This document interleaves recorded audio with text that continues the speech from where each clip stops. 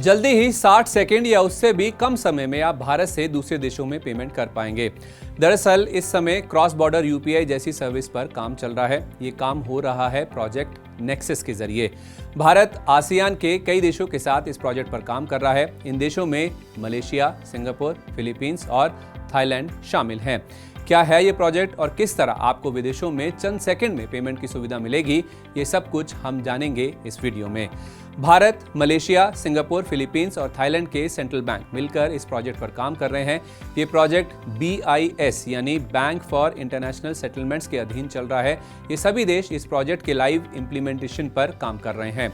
इस प्रोजेक्ट में इंडोनेशिया का सेंट्रल बैंक इंडोनेशिया भी ऑब्जर्वर के तौर पर शामिल है।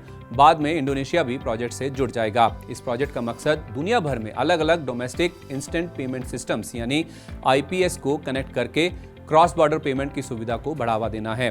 भारत का UPI एक फास्ट पेमेंट सिस्टम यानी FPS है और RBI पहले ही इसे कई देशों के FPS के साथ जोड़ने के लिए सहयोग कर रहा है।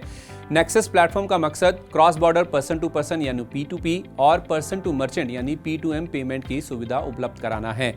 P2P का मतलब है कि आप भारत से दूसरे देश में बैठे अपने किसी दोस्त को तुरंत पेमेंट कर सकते हैं। वहीं P2M का मतलब है कि आप विदेश के किसी मर्चेंट यानी दुकान, रेस्टोरेंट आदि को पेमेंट कर पाएंगे। जहां एक तरफ अलग अलग देशों के FPS से UPI को कनेक्ट करने का काम चल रहा है, वहीं दूसरी तरफ प्रोजेक्ट नेक्सस के साथ भारतीय पेमेंट सिस्टम्स का दुनिया भर में विस्तार करने की भी तैयारी चल रही है। इस प्लेटफॉर्म के फायदों की बात करें तो ये अलग अलग इंस्टेंट पेमेंट सिस्टम्स को एक दूसरे से कनेक्ट करने का काम आसान कर देगा।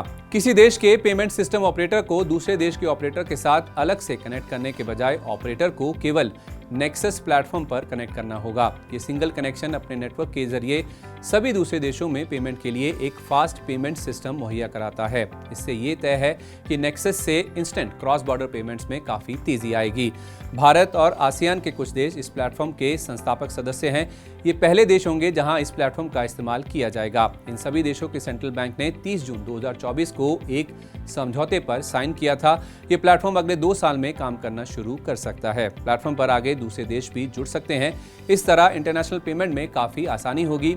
विदेशों में पैसे भेजना, विदेशों में घूमते समय खर्च करना, विदेशों में कोई खरीदारी करना, ये सब कुछ आसान हो जाएगा।